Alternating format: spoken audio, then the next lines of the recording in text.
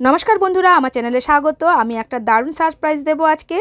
आमी किन्तु आजके এই प्रथम बानाচ্ছি। तार जोन्नो 2 কাপের মতন সেদ্ধ চাল নিয়ে নিয়েছি। অনেকে গোবিন্দভোগের চালটাও ব্যবহার করতে পারেন। আমি জল দিয়ে পুরো সকাল থেকে রাত অবধি ভিজিয়ে রেখেছিলাম। আর হাফ কাপের মতন বিউলির ডাল নিয়ে নিয়েছিলাম। এই হাফ কাপের মতন এটাই হচ্ছে মাপ। এর মাপটা যদি ঠিক থাকে তাহলে কিন্তু সরু চালি করতে কোনো রকম অসুবিধা হয় না। আমি সকাল থেকে ভিজিয়ে রেখে তারপরে চালটা আর ডালটা দিয়ে ভালো করে পেস্ট করে নেব সামান্য একটু জল দিয়ে। এইভাবে আমি কিন্তু আজকে প্রথম বানাচ্ছি, তাই কেমন হয়েছে অবশ্যই কিন্তু জানাবেন। এইভাবে মিক্সিতে আমি পেস্ট করে নিয়ে একদম ব্যাটারটাকে তৈরি করে নিলাম। এটার কিন্তু কোনো উপকরণ আর দরকার হবে না। শীতকালে কিন্তু এটা খেতে দারুণ লাগে। আমি খেয়েছি অনেকবার, করিনি একবারও, কিন্তু আজকে তাই করে আপনাদের সঙ্গে দেখাচ্ছি।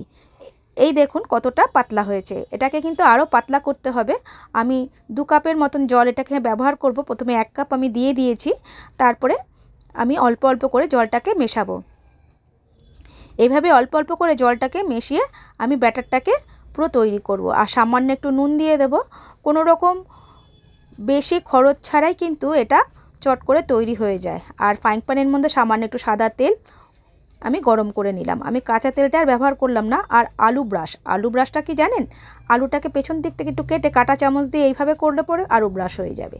আর দরকার পড়বে না কোনো ব্রাশের। আমি 2 হাতার মতন দিয়ে দিয়েছি। তারপরে ফ্রাইং প্যানটাকে আস্তে করে ঘুরিয়ে দিলাম। এভাবে করে দেখবেন এবং আঁচটাকে কমিয়ে দেবেন, যাতে না নিচটা বেশি ধরে যায়। এরকম আস্তে আস্তে করে আমাকে তুলতে হবে। দেখছিলাম যে হয়ে গেছে কিনা, না আরেকটু হবে, একটু কাঁচা কাঁচা আছে। এবারে দেখুন পুরো একদম ওপরটা জালি জালি মতন হয়ে গেছে। এইভাবে পুরো করতে হবে। যেহেতু আমার প্রথমটা একটু ভেঙে গিয়েছিল, কিন্তু পরেরটা কিন্তু ঠিকভাবেই আমি করতে পেরেছি এবং খুবই দারুণ হয়েছিল খেতে। আর কি বলবো, এই শীতের সময় কিন্তু এই সরু চাকলি কিন্তু খেতে কিন্তু অসাধারণ লাগে। অনেকে আছে আলুর দম বা কোনো রকম আলুর তরকারি দিয়ে খেতে পারেন, কিন্তু আমার বেশি ভালো লাগে গুড়ের সাথে। খেজুরি গুড় থাকলে তো কোনো কথাই নেই, আমার গুড়টাই বেশি ভালো লাগে। এইভাবে করে আমি একটা পর একটা তুলে রাখলাম। প্রথমটা দেখলেন, প্রথমটা একটু অসুবিধা হয়েছিল যেহেতু আজকে প্রথম। তারপরেরটা কিন্তু আর অসুবিধা হয়নি। এইভাবে 2 হাতা করে আমি দিয়ে পুরো ফ্রাইং প্যানটাকে দিয়ে আস্তে আস্তে করে ঘুরিয়ে ঘুরিয়ে আমি করে নিয়েছিলাম। এত সুন্দর হয় খেতে যে কি বলবো। এইভাবে করে আপনার রুটির বদলেও কিন্তু রাত্রিবেলা এটাও খেয়ে পেট ভরাতে পারেন। দারুণ হয় খেতে। আর এইভাবেই আস্তে আস্তে করে দেখুন পুরো জালির মতন হয়ে গেছে। আর এটাকে আস্তে করে এইভাবে আমি ভাঁজ করে দিলাম। ভাঁজ করলে খুব তাড়াতাড়ি তোলাও যাবে এবং দেখতেও ভালো লাগবে। এইভাবে আমি আরেকটা করে দেখালাম। তারপরে খেজুরি গুড় দিয়ে এইভাবে সার্ভ করলাম।